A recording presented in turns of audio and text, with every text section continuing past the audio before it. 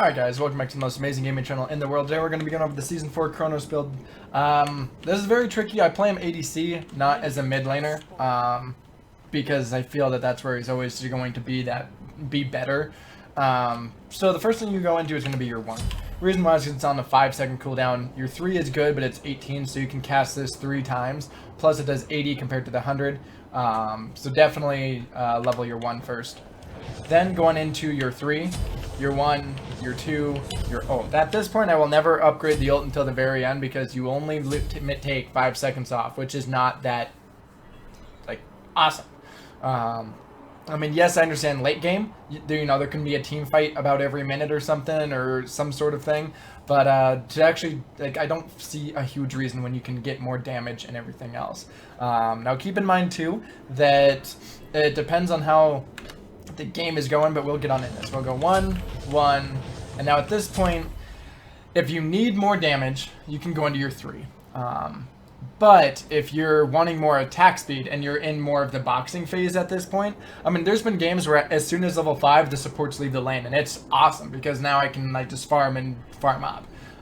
That's when I'm going to be going into the 2 because you get faster attack speed, movement speed, all that, which I like. However, there's been times where, you know, the supports don't leave until like 12 minutes and I'm already level like 10. In that case, I'm going to level this just to be able to get the clear off a little bit quicker, as well as reduce the cooldown to be able to get your stuns off. And, you know, the damage is pretty nice and it does get applied twice. So it's very, very helpful. So it does depend on what type of the stage that you are in. Most of the time, though, I will go on into stop time. If I had to absolutely choose for sure which one to go into, not knowing the game, like I said, that's why I wanted to explain that right there. Usually will depend on which one. Then you max the 2 as well. And then your last 4, you can go on in and upgrade your ult. Like I said, there's not a real big reason. It doesn't do anything except reduce the cooldown by 5 seconds, which isn't huge.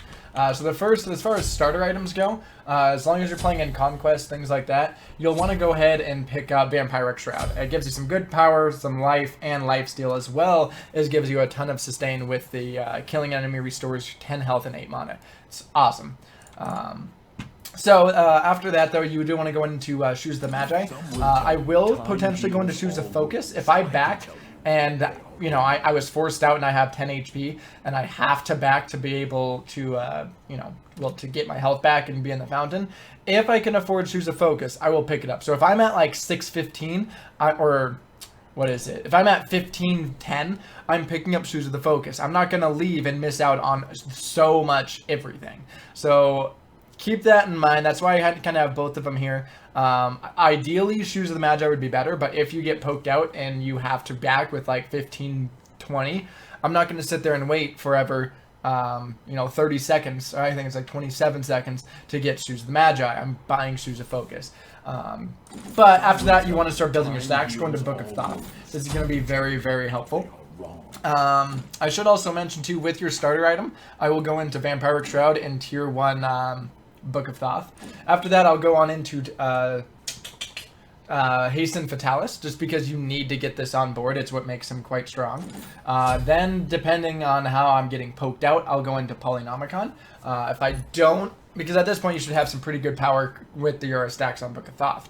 But if you don't, and you still need a little bit, you want to get that extra burst damage, or get the Polynomicon proc, or just lifesteal in general, Polynomicon would be good. Otherwise, if you want to get a bigger power spike, you can go Telkine's Ring. I know this is very kind of like situational, but you guys do need to understand that it does depend on how the game is going. If you're getting a ton of gold, yeah, go for Telkine's Ring.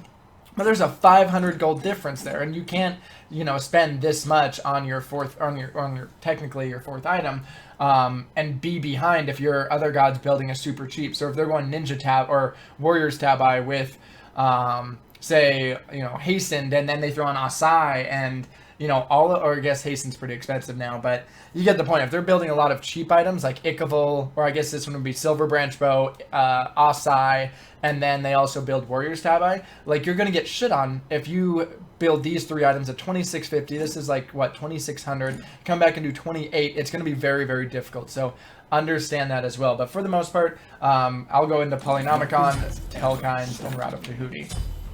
And then when you do this, So you can see, I mean, you do just kind of, you know, you do hit them pretty decent there. And then when you activate your 2, now you're attacking and hitting a lot harder. The Polynomicon procs come off. Your 1 hits for 700. Like, you destroy with that. The biggest thing, though, is building that Telkind's passive on it.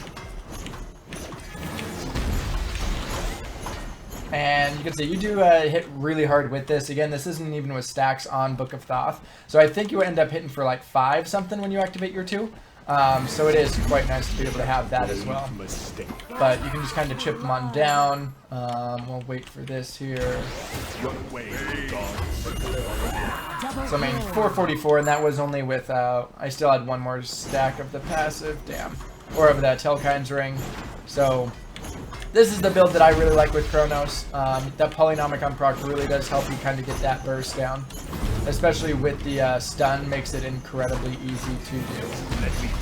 So, you can see that was what? 400, 400, 700, like, you hit pretty hard, and that's with only 2 stacks. Or 10 stacks of Book of Thoth. So, I'm going to end the video here. If you did like it, leave a like, comment, subscribe. Again, I apologize for not having a dead set build, but really it depends on your gold school, who you're going up against, how you're getting poked out, how you're playing against your ADCs. So, anyways, guys, thank you so much for watching, and until the next time, have yourself a fucking amazing life. Goodbye.